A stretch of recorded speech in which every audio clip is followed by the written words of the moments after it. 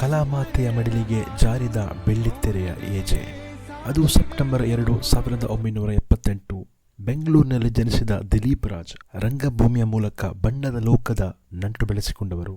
ಅಭಿನಯದ ಮೇಲಿನ ಅಪಾರ ಒಲವಿನಿಂದ ಕಂಬದ ಮನೆ ಟೆಲಿಫಿಲ್ಮ್ ಮೂಲಕ ಕ್ಯಾಮೆರಾ ಎದುರಿಸಿದ ಇವರು ಮುಂದೆ ಜನನಿ ಧಾರಾವಾಹಿಯ ಮೂಲಕ ಕಿರುತೆರೆಯಲ್ಲಿ ಭದ್ರ ಬುನಾದಿ ಹಾಕಿಕೊಂಡರು. ಕಿರುತೆರೆ ಜನಪ್ರಿಯತೆಯ ಬೆನ್ನಲ್ಲೇ 2005ರಲ್ಲಿ ಬಿಡುಗಡೆಯಾದ ಬಾಯ್ ಫ್ರೆಂಡ್ ಚಿತ್ರದ ಮೂಲಕ ಬೆಳ್ಳಿತೆರೆಗೂ ಪಾದಾರ್ಪಣೆ ಮಾಡಿದರು. ಕೇವಲ ನಾಯಕನಾಗಿ ಮಾತ್ರವಲ್ಲದೆ ಪೋಷಕ ನಟನಾಗಿ ಮತ್ತು ಕಲಾನಾಯಕನಾಗಿಯೂ ದಿಲೀಪ್ ಸೈ ಎನಿಸಿಕೊಂಡಿದ್ದರು. ಪವರ್ ಸ್ಟಾರ್ ಪುನೀತ್ ರಾಜ್ಕುಮಾರ್ ಅಭಿನಯದ ಬ್ಲಾಕ್ ಬಸ್ಟರ್ ಮಿಲ್ನಾ ಚಿತ್ರದಲ್ಲಿ ದಿಲೀಪ್ ರಾಜ್ ಅವರ ಪಾತ್ರ ಕನ್ನಡಿಗರ ಮನಸ್ಸಿನಲ್ಲಿ ಇಂದಿಗೂ ಅಚ್ಚಳಿಯದೆ ಉಳಿದಿದೆ. 73 ಶಾಂತಿನಿವಾಸ, ಪೊಲೀಸ್ ಕ್ವಾರ್ಟರ್ಸ್, ಕ್ಷಮಿಸಿ ನಿಮ್ಮ ಖಾತೆಯಲ್ಲಿ ಹಣವಿಲ್ಲ ಮುಂತಾದ ಚಿತ್ರಗಳಲ್ಲಿ ಅವರ ನಟನೆ ಗಮನ ಸೆಳೆದಿತ್ತು. ಕಿರುತೆರೆಯಲ್ಲಿ ಅವರ ಸಾಧನೆ ಅಪಾರ.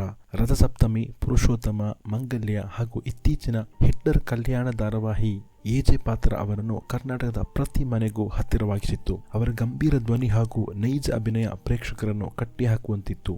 ಕ್ಯಾಮರಾ ಮುಂದಿನ ನಟನೆಯ ಜೊತೆಗೆ ಕ್ಯಾಮರಾ ಹಿಂದಿನ ಜವಾಬ್ದಾರಿಯನ್ನು ಅಚ್ಚುಕಟ್ಟಾಗಿ ನಿಭಾಯಿಸಿದ ಕೀರ್ತಿ ಅವರದ್ದು. ತಮ್ಮ ಪತ್ನಿ ಶ್ರೀವಿದ್ಯಾ ಅವರೊಡನೆ ಸೇರಿ ಧೃತಿ ಕ್ರಿಯೇಷನ್ ಎಂಬ ನಿರ್ಮಾಣ ಸಂಸ್ಥೆಯನ್ನು ಹುಟ್ಟುಹಾಕಿದ್ದರು. ಈ ಮೂಲಕ ಪಾರು, ಬ್ರಹ್ಮಗಂಟು, ಕಮಲಿ ಹಾಗೂ ಹಿಟ್ಲರ್ ಕಲ್ಯಾಣದಂತಹ ಬ್ಲಾಕ್ ಬಸ್ಟರ್ ಧಾರಾವಾಹಿಗಳನ್ನು ಕನ್ನಡ ಕಿರುತೆರೆಗೆ ನೀಡಿದ ಯಶಸ್ವಿ ನಿರ್ಮಾಪಕರಾಗಿ ಹೊರಹೊಮ್ಮಿದರು.